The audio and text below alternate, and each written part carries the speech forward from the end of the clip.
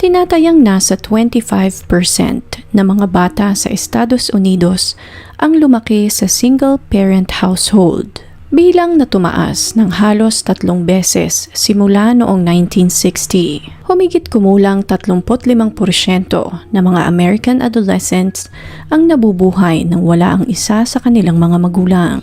Ilan sa mga sanhi nito ay ang pagdami ng mga bata na ipinapanganak out of wedlock at mataas na divorce rate sa bansa. Noong 2024, tinatayang nasa 19 milyong bata ang nabubuhay nang wala ang presensya ng kanilang ama o ina sa kanilang buhay. Sa paksang ito, iikot ang kasong ating tatalakayin sa video na ito. Kung paano binigo si Tanya hindi lamang ng sistema, kundi pati na rin ng kanyang mga magulang, kamag-anak, eskwelahan, ng otoridad, at halos lahat ng tao na nakapaligid sa kanya. Samahan niyo ako at ating balikan ang masalimuot na bahagi ng buhay at ang kwento ng pagbangon ni Tanya Nicole Cash McCrum. Ang kwento ni Tanya ay nagsimula sa McKeesport, Pennsylvania sa Amerika. Ang lugar na ito ay isang maliit na lungsod sa silangan ng Pittsburgh na dating pangunahing industrial hub noong 1975. Ayon sa tala noong 2020, may populasyon itong 17,727 na katao lamang. Kabilang sa mga kilalang lugar dito ay ang Penn State Greater Allegheny at ang Reisenhausen Park. Ang park na ito ay kilala bilang isa sa pinakamagandang urban rose garden sa Pennsylvania at isa sa pinakamalaking public rose garden sa bansa. Mas mababa din ang cost of living sa lugar na ito kumpara sa mga state na nakapalibot dito. Lumaki si Tanya sa isang single-parent household, isang sitwasyon na karaniwan na sa Amerika. Sa mga ganitong sitwasyon, madalas ay hindi napapag-usapan o nasusolusyonan ang mga emotional gaps at trauma na pinagdadaanan ng mga bata sa pagkakaroon ng hindi kompletong pamilya. At ganoon nga ang nangyari sa dalagita. Bata pa lamang si Tanya nang maghiwalay ang kanyang mga magulang na sina Lisa Scardina at Robert Cash. Gastador ang ina ni Tanya, kaya't nang magkasakit ang kanyang ama ng pneumonia, nabawasan ang kita nito at dito na nga nagsimula lahat ng problema nila sa pera. Bukod sa pagiging gastador, minamaltrato din si Tanya ng kanyang ina. Nagkaroon din ito ng schizophrenia na siyang lalong nagpagulo sa sitwasyon sa kanilang pamamahay. Matapos ma-finalize ang diborsyo noong 1995, mas lalong naging unstable ang buhay ni Tanya. Lumipat siya sa bagong bahay ng kanyang ama sa McKeesport, Pennsylvania, kung saan kasama na rin nila doon ang bagong kinakasama ng kanyang ama na si Joanne. Kasama din nila doon ang sariling anak ni Joanne na si Kevin McGuire. Dahil sa lahat ng trauma at pinagdaanan ni Tanya sa kanyang buhay, nahirapan siyang mag-adjust kasama ang kanyang bagong pamilya. Hindi rin niya naramdaman na welcome at mahal siya ng pamilyang iyon, lalong-lalo na ng kanyang stepmother. Maraming pagkakataon na iniiwan lamang siya ng mga ito sa bahay sa tuwing kakain sa labas o di kaya naman ay may mga party na pupuntahan. Pakiramdam niya na mga puntong iyon ay walang nagmamahal sa kanya. Wala din naman siyang maasahang pagmamahal mula sa kanyang ama. Dahil marahil ay nais rin nitong kalimutan ang masalimuot na bahaging iyon ng kanilang buhay na kasama ang kanyang ina. Nang muling mag-asawa si Robert, nagbago ang dynamic sa kanilang tahanan. Naging mas mahigpit ang mga patakaran sa kanilang bahay at madalas ang tensyon, lalo na habang nagdadalaga si Tanya. Tulad ng maraming teenager, nakaranas siya ng pakiramdam na hindi siya naiintindihan ng kanyang mga magulang at may mga pagkakataon na naglaya siya sa kanilang bahay. Dahil sa lumalalang sitwasyon sa kanilang tahanan, ilang beses tinangkang lumayas ni Tanya. Ngunit sa tuwing gagawin niya iyon, inire-report ng kanyang ama ang kanyang pagkawala at ilang araw lamang ay maibabalik na siyang muli sa kanilang bahay. Sinubukan din niyang tumira sa kanyang tiyahin sa pag-aakalang mas bubuti ang kanyang sitwasyon doon, ngunit pinagtangkaan din siyang halayin ng kanyang tiyuhin. Bukod sa kanilang tahanan, hindi rin naging maganda ang sitwasyon ni Tanya sa kanyang paaralan. Pumasok si Tanya bilang 8th grade student sa Cornell Middle School noong 1995. Dahil sa mga problema at trauma mula sa kanilang bahay, wala halos naging kaibigan si Tanya sa kanilang paaralan. Sa halip, naging target siya ng bullying sa paaralan na iyon. Malimit siyang mapaaway at katulad ng nararamdaman niya sa kanilang bahay, pakiramdam niya ay wala ring may gusto at nagmamahal sa kanya sa lugar na iyon. Dito na pumasok sa buhay ni Tanya ang lalaking nagngangalang Thomas Hose. Si Thomas ay 38 years old na mga panahong iyon at ang lalaking ito ang security guard sa kanilang eskwelahan. Napansin niya ang magulo at komplikadong buhay ni Tanya.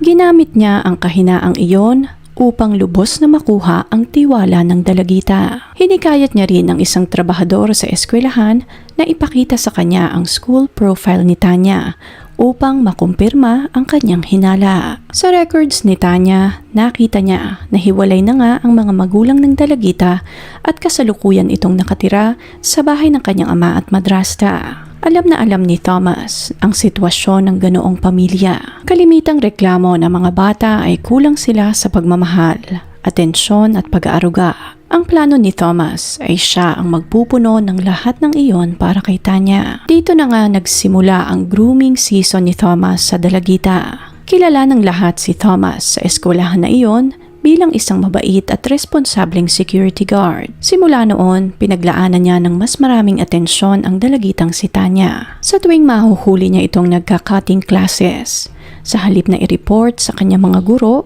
pinapayagan niya itong lumabas ng gate ng eskwelahan. Bukod pa dito, malimit niya ring bigyan ng bulaklak si Tanya, mga alahas, candy at pera na pangbili naman ng sigarilyo. Malimit niya ring ine-excuse si Tanya sa mga klase, nang sa ganon ay makaligtas ito sa mga class discussions at mga proyekto. Unti-unti napaniwala ni Thomas ang dalagita na hindi siya mahal ng kanyang mga magulang at siya lamang ang tanging nagmamalasakit sa kanya. Nangako si Thomas na aalagaan niya si Tanya at bibigyan niya ito ng mas magandang kinabukasan. Dahil sa paulit-ulit na pabor na ibinibigay ni Thomas kay Tanya, nakahanap ng kakampi ang dalagita sa kanyang katauhan at tuluyan na ngang nahulog ang loob ni Tanya sa kanya. Nang parehas na taon, nang masiguro ni Thomas na buo na ang tiwala sa kanya ng dalagita, naganap ang unang halik ng dalawa sa hagdanan ng kanilang paaralan. Lahat ng ito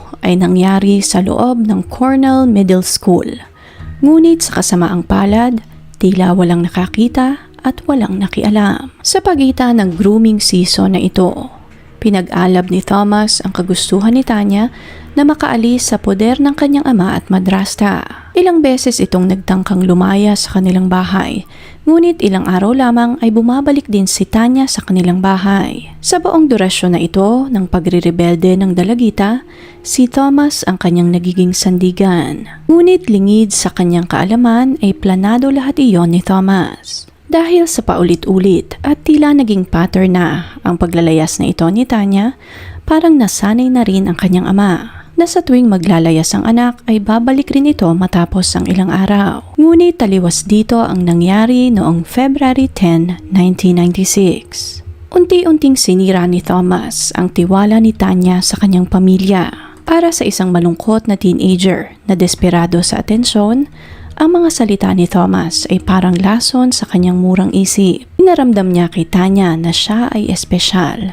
Pinaniwala niya ang dalaga na kaya niyang ibigay ang pagmamahal at atensyon na hinahanap niya.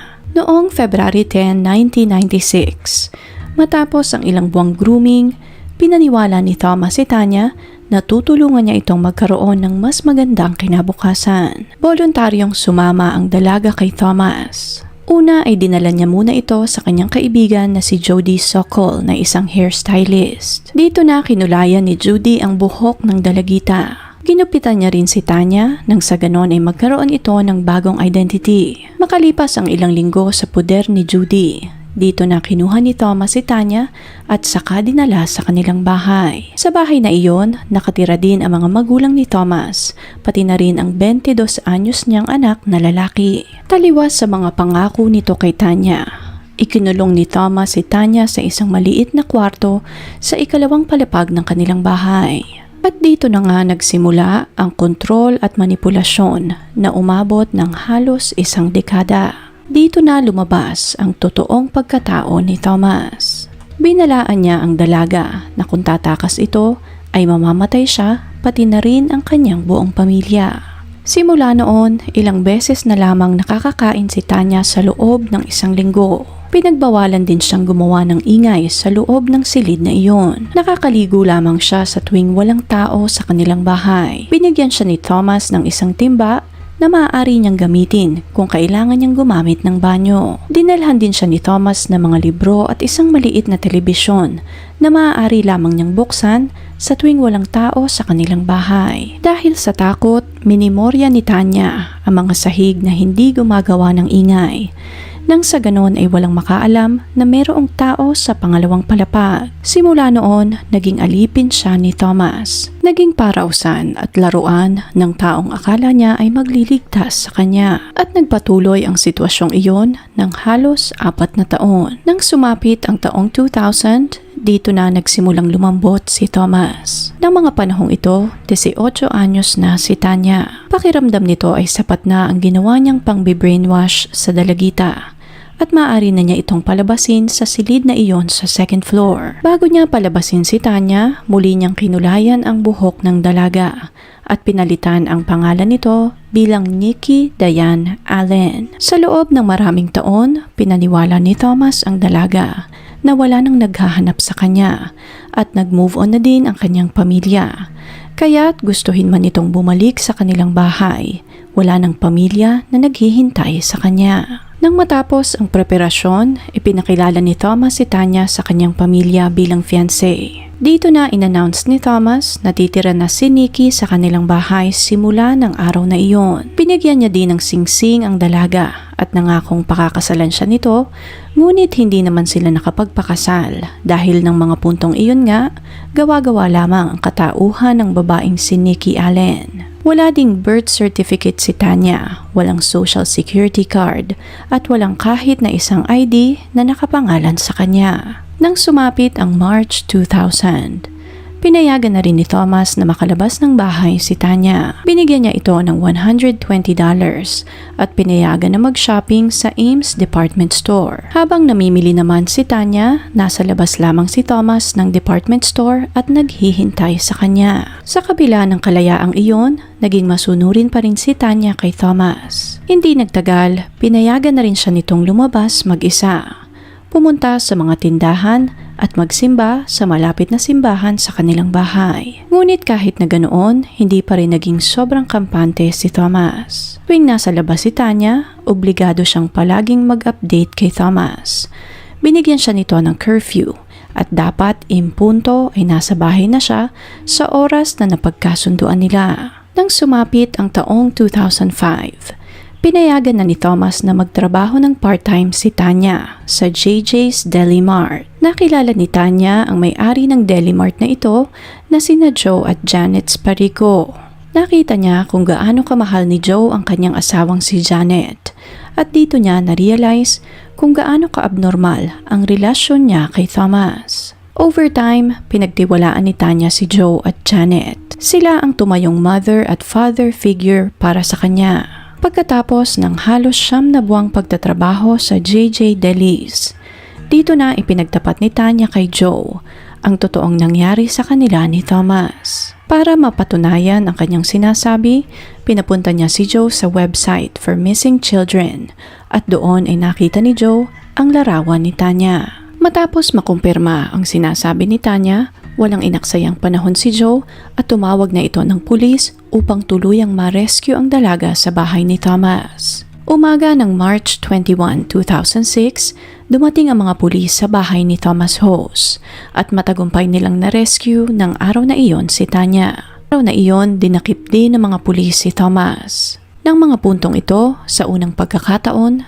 naramdaman ni Tanya ang kalayaan na matagal na niyang inaasam-asam. Nakasuhan si Thomas ng patong-patong na kaso, kabilang na dito ang 3 bilang ng pangahalay sa menor de edad, 2 bilang ng aggravated indecent assault, statutory indecent assault, interference with the custody of a child, corruption of a minor, at endangering the welfare of a child. Sa kasamaang palad, dahil voluntaryong sumama si Tanya kay Thomas, Hindi nagawa ng prosekusyon na kasuhan si Thomas ng kidnapping. Bukod kay Thomas Hos, kinasuhan din ni Tanya ang mga magulang nito. Ang kaibigan ni Thomas na si Judy na siyang tumulong dito upang i-conceal ang kanyang katauhan noong taong 2000. Kinasuhan din ni Tanya ang Makisport Area School District, kabilang na dito ang superintendent, ang school board, ang principal at ilang mga staff members. Ayon kay Tanya, nangyari ang grooming sa loob mismo ng paaralan, ngunit nagbulag-bulagan ang mga nasa posisyon sa loob ng eskwelahang iyon. Kinasuhan din ni Tanya ang Makisport and Police Department, kabilang na dito ang police chief at ilang mga officers. Ayon kay Tanya, napakaraming pagkukulang sa original na investigasyon na siyang naging sanhi kung bakit hindi kaagad siya na-rescue. Kinasuhan din ni Tanya ang St. Moritz Security Services Incorporated na siyang employer ni Thomas na mga panahong iyon. Ayon kay Tanya, negligent din ang employer ni Thomas dahil wala silang ginawa upang mamonitor kung ano ang ginagawa nito sa loob ng paaralan. Ngunit sa kasamaang palad, halos lahat ng kasong ito ay na-dismiss lamang dahil nag-expire na ang statute of limitation. Di umano, dapat ay mas maagang na-realize ni Tanya na nasa panganib ang kanyang buhay at dapat ay na-file ang kaso ng 20 anyos pa lamang siya. Nang mga panahong iyon, 24 anyos na si Tanya. March 22, 2006, muling nakita ni Tanya ang kanyang ama na si Jerry Cash. Naganap ang reunion na ito sa Makisport Police Station. Masaya ang lahat noong una, ngunit hindi nagtagal, muling bumalik ang tensyon sa pagitan ng mag-ama. Taliwas naman sa nangyari sa kanyang ama, mas naging maayos ang reunion ni Tanya sa kanyang inang si Sherry. Ito ang umagapay sa kanya sa panibagong yugto ng kanyang buhay. Si Sherry ang naging biggest supporter ni Tanya. Sinamahan siya nito sa lahat ng kanyang therapy sessions at mga check-up. Ito rin ang tumulong sa kanya na makakuha ng driver's license at mga IDs na meron na niyang pangalan para mahilom din ang mga sugat ng kahapon. Sumailalim silang mag-ina sa isang intense therapy upang mas lalo pang maging maayos ang kanilang relasyon bilang mag-ina. Bago naman magsimula ang trial ni Thomas noong 2007, tinangka nitong kitlin ang kanyang buhay at dahil dito na-delay ang proceedings habang sumasailalim ito sa mental health treatment. Nang sumapit ang June 2007, guilty ang sagot ni Thomas sa lahat ng kasong naisampa sa kanya. Nang matapos ang trial, nasintensyahan ito ng 5 hanggang 15 taong pagkakakulong. Sa kabila ng lahat, mas pinili ni Tanya Nicole Cash McCrum na ipagpatuloy ang kanyang buhay. Determinado siyang huwag hayaan ang krimen ni Thomas na magtakda ng kanyang kinabukasan. Unti-unti niyang ibinahagi ang kanyang kwento sa publiko, sa mga interviews at mga panayam, upang itaas ang kamalayan tungkol sa grooming at long-term captivity. Ipinaliwanag niya kung paano kumikilos ang mga predator, hindi palaging sa pamamagitan ng agarang dahas, kundi sa dahan-dahan at paunti-unting manipulasyon, kasinungalingan, at kontrol na sumisira sa tiwala at pagkatao ng biktima. Taong 2011, inilathala ni Tanya ang kanyang libro at pinamagatan niya itong Memoir of a Milk Carton Kid, a Tanya Nicole Cash Story. Sa librong ito, ikinuwento niya ang kanyang karanasan mula sa pagkabata hanggang sa 10 taong pagkakakulong at ang kanyang landas patungo sa paghilom. Sa librong ito, mas detalyado niyang isinalaysay ang 10 taon sa kanyang buhay na kasama si Thomas, ang psychological control at ang mahirap na proseso ng muling pagbangon. Naging instrumento din ang librong ito upang mas maintindihan ng publiko ang komplikadong dynamics ng abuse at trauma bonding. Ngunit hindi naman natuwa ang kanyang ama sa mga naisulat niya sa libro. Dahil sa galit, kinasuhan siya ng kanyang ama ng defamation at humingi ng kaukulang kabayaran para sa slander at libel. Wala namang naging report kung ano ang kinahinatnan ng kasong ito, ngunit ayon kay Tanya, simula noon ay hindi na sila muling nagkita o nag-usap man lamang ng kanyang ama. Matapos ang 2 taon noong 2008, nakilala ni Tanya ang lalaking si Carl McCrum. Nagkakilala sila sa Kmart kung saan sila parehas na nagtrabaho. Taong 2013, narinig ni Carl ang isang advertisement for a second chance prom. Ang advertisement na ito ay para sa mga taong hindi naka-attend sa prom noong high school pa sila. Sumali si Carl sa patimpalak na ito at nanalo siya ng ticket para kay Tanya. Nahuli man, natupad niya ang isa sa mga pangarap ni Tanya, ang ma-experience ang rite of passage na hindi niya na-experience dahil sa pagkakakulong sa bahay ni Thomas. Nang sumapit ang 2018, nagdesisyon ang dalawa na gawin ng opisyal ang lahat. Nagpakasal ang dalawa at nagkaroon ng isang private beach ceremony sa harap ng mga taong pinakamalalapit sa kanila. Matapos naman ang 15 taon, pagkatapos pagsilbihan ang kanyang sentensya, nakalaya na ng tuluyan si Thomas noong 2022. Ayon sa mga report, matapos makalaya, muli itong bumalik sa bahay kung saan niya ikinulong si Tanya. May ibang mga report naman ang nagsabi na kasalukuyang nakatira si Thomas sa Farkas Hospitality House na isang boarding house para sa mga sex offender sa Pennsylvania. Bukod pa dito, habang buhay nang nakarehistro si Thomas bilang isang sex offender sa ilalim ng Pennsylvania Megan's Law, na ang ibig sabihin, kailangan niyang i-update ang state police sa kanyang address at personal information habang siya ay nabubuhay. Ang balitang ito ng paglaya ni Thomas ay nagdulot ng malalim at magkahalong emosyon kay Tanya na hindi siya matatahimik dahil halos 8 milya lamang ang layo ng bahay ni Thomas mula sa kanilang bahay. Ngunit sa kasamaang palad, wala na siyang pwedeng gawin upang mapigilan ang paglaya nito dahil base sa batas. Tapos na at napagsilbihan na ni Thomas ang kanyang parusa. Sa kasalukuyan, bukod sa pagiging asawa at ina, aktibo si Tanya sa advocacy at awareness work para sa mga survivor ng long-term captivity at sexual abuse. Ginamit niya ang kanyang kwento bilang inspirasyon at babala. Ibinahagi niya ang kanyang karanasan sa mga seminars, interviews at community talks kung paano niya nahanap ang lakas ng loob upang ipagpatuloy ang kanyang buhay. Sa ganitong paraan, ang kanyang boses ay patuloy na nagiging instrumento ng pagbabago at pag-asa. Isang patunay na sa kabila ng madilim niyang nakaraan, ay mayroon pa ring pag-asa na maraming nagmamahal sa kanya at alam niyang hindi siya pababayaan ng Diyos na may kapal. Na posible na muling mabuo ang kanyang pagkatao na ipinagkait sa kanya sa loob ng 10 taon. Taong 2024, nailabas din sa Lifetime Network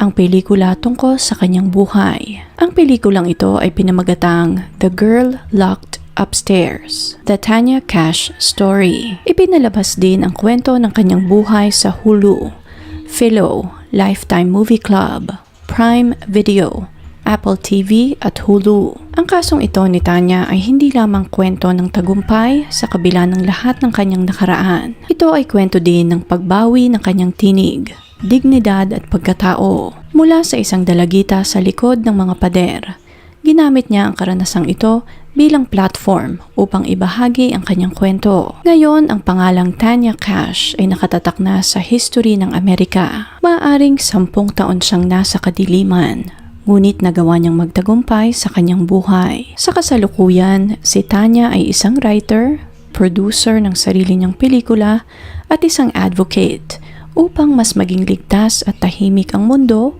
lalong-lalo na para sa mga batang walang kakayahan na ipagtanggol ang kanilang sarili. Kung interesting po ang kasong ito para sa inyo, please leave a comment and share your thoughts sa comment section below. Please click on the subscribe button and notification bell as well para updated kayo sa mga susunod pang videos. Salamat po and see you on the next one.